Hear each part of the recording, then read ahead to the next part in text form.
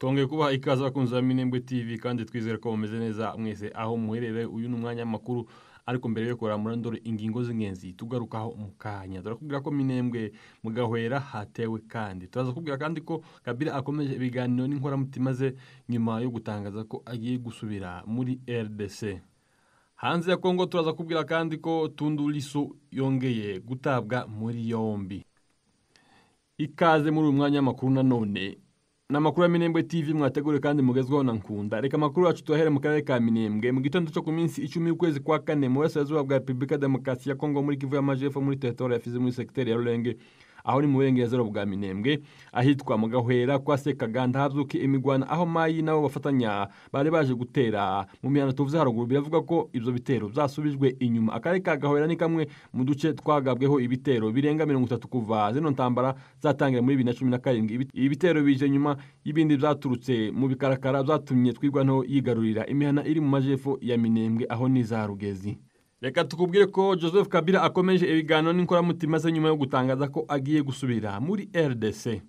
Joseph Kabila Kabanga wayoboye Repubulika Demokarasi ya Kongo kuva muri 2001 kugeza muri 2019 akomeje ibiganiro n'abarimo inkoramutima ze nyuma yo gutangaza ko agiye kugaruka mu gihugu ciwe vuba. Kabila yavuye muri RDC muri 2023. Ishaka JPP ryasobanuye ko agiye gushaka impamyabumenyi y'ikirenga muri kaminuza yo muri Afrika y'Epfo. Kuva ico gihe tigeze asubira mu gihugu cye. Muri 2024 Perezida Felix Tshisekedi wa RDC yatangaje ko Kabila yahunze amushinja gukorana n'ihuriro AFCM 23 rigwanya ubutegetsi bwe, ndetse binashimangirwa n'abo mu ishaka rya UDPS. Nyuma y'imyaka 6 atavuga mu kwezi kwa gatatu uyu mwaka turimo yaganiriye na televiziyo muri Namibia, asobanura ko yahagaritse amasomo yo kugira ngo akurikirane hafi ikibazo cy'umutekano muke mu burasirazuba bwa RDC.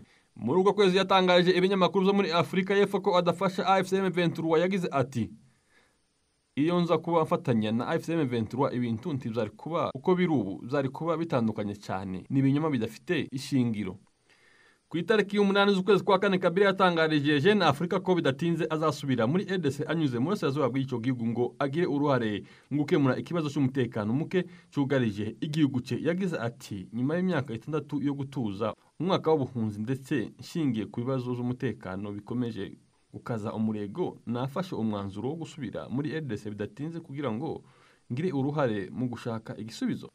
Mbere yo gufata iki cyemezo, Kabila bivuga ko yabanje kuganira n'abanyapolitiki bamaze imyaka myinshi bakurikirana hafi ikibazo cy'umutekano muke mu burasirazuba bwa RDC, barimo Thabo Mbeki wayoboye Afrika y'Epfo kuva muri 1999 kugeza muri 2008.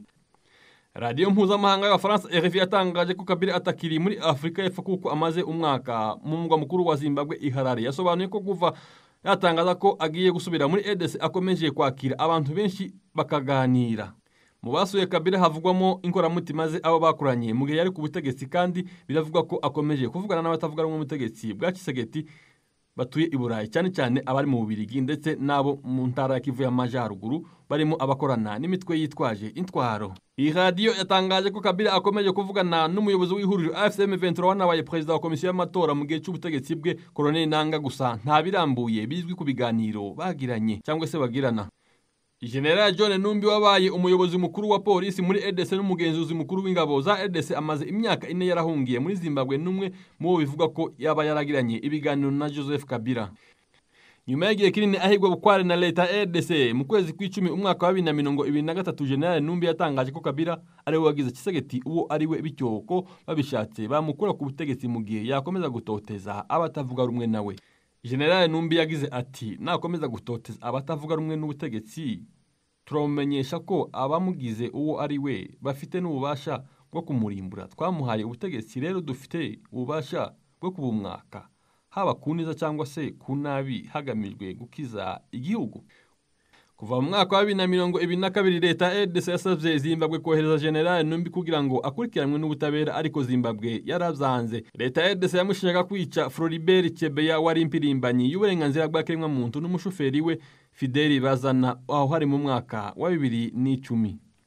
Joseph Kabila yafashe icyemezo cyo gusubira muri RDC mu gihe abayobozi bakuru b'ishaka PPRD barimo Vice President Obe Minako, umunyamabanga uhoraho Emmanuel Ramazani Shadari, umunyamabanga uhoraho wungirije Ferdinand Kambere bakomeje gukurikiranwa n'iperereza ry'Kinshasa. Nubwo bivugwa ko Joseph Kabila agiye kugaruka mu gihugu cye, biravugwa ko amashaka menshi akomeje kwitandukanya n'icyemezo cye cyo gusubira mu ishamba.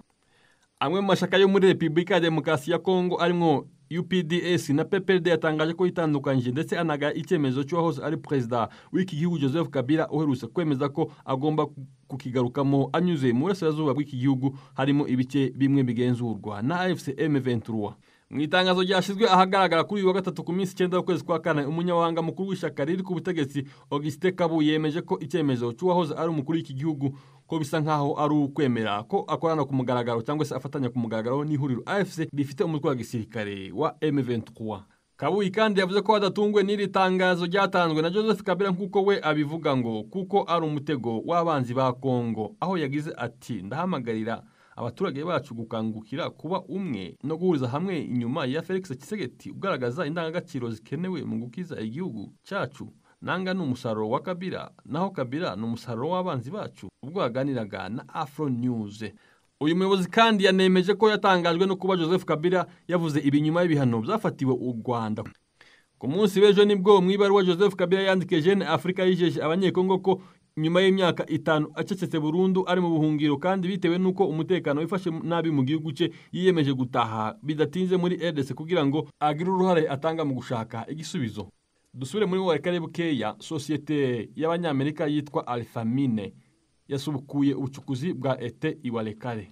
Kuri wa gatatu ku itariki 9 z'ukwezi kwa kane, sosiyete y'abanyamerika yitwa Alphamine izobereye mu gucukura ubutare bwa ete yatangaje ko igiye gusubukura ibikorwa byo mu kirombe byayo bya Bizi biherereye muri teritwari ya Walikale muri Kivu y'Amajyaruguru muri burasirazuba bwa Repubulika ya Demokarasi ya Kongo. Iki cyemezo kije nyuma yo kuhava kw'abagwanyi ba AFC M23 nk'uko byatangajwe n'ibitangazamakuru mpuzamahanga. Kuva kuwa kabiri, Masade Bulus, intumwa idasanzwe ya Amerika muri Afrika no mu burasirazuba bwo hagati, iherutse mu ruzinduko mu bihugu birimo RDC n'u Rwanda, yatangarije Bloomberg ati biteganijwe ko ubuyobozi bwa Alphamine buzatangira vuba ahangaha kandi twabashishikarije rwose gukomeza ibikorwa byabo. Iri tangazo rishimangira inkunga mpuzamahanga yo guhananira umutekano mu karere no kongera ibikorwa by'ubukungu kuko ikinyamakuru Mediacongo.net kibivuga.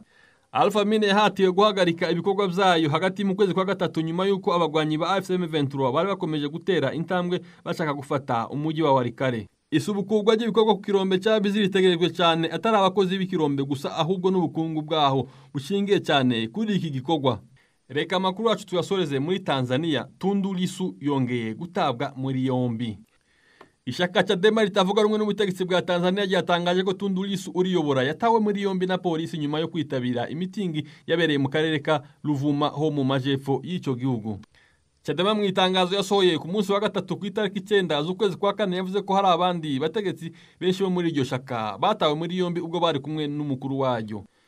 Chadema yavuze ko Lissu yatawe muri yombi nyuma gato yo kurangiza imitingi ntacyo polisi yari yatangaza kuri ibi ishinjwa.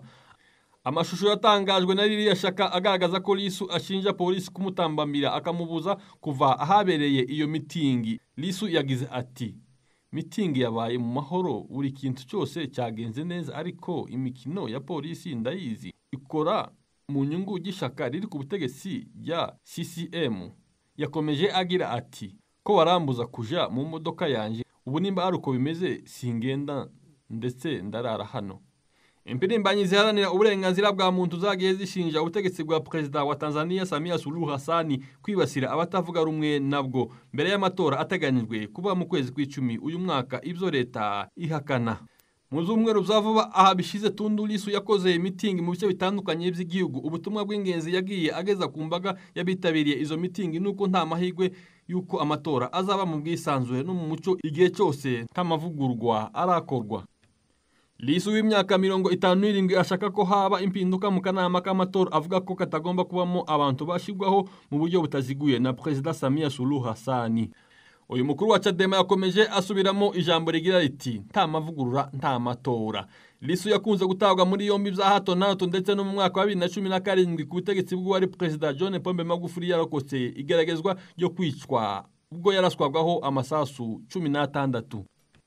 Samia Suluhu Hassan w'imyaka 65 wari vice perezida ubwo Magufuli yafaga mu mwaka wa 2021 ni wamusimbuye aba umugore wa mbere utegetse Tanzania. Ishaka CCM ryamugenye nk'umukandida wayo mu matora yo mu mwaka turimo mu kwezi kw'icumi. Reka tugushimire twabanye muri umwanya w'amakuru, gusa twekubutsa ko byoroshye kuba wakanda hasi handitse subscribe kugira ngo uzozubona amakuru n'ibiganiro byacu ku gihe.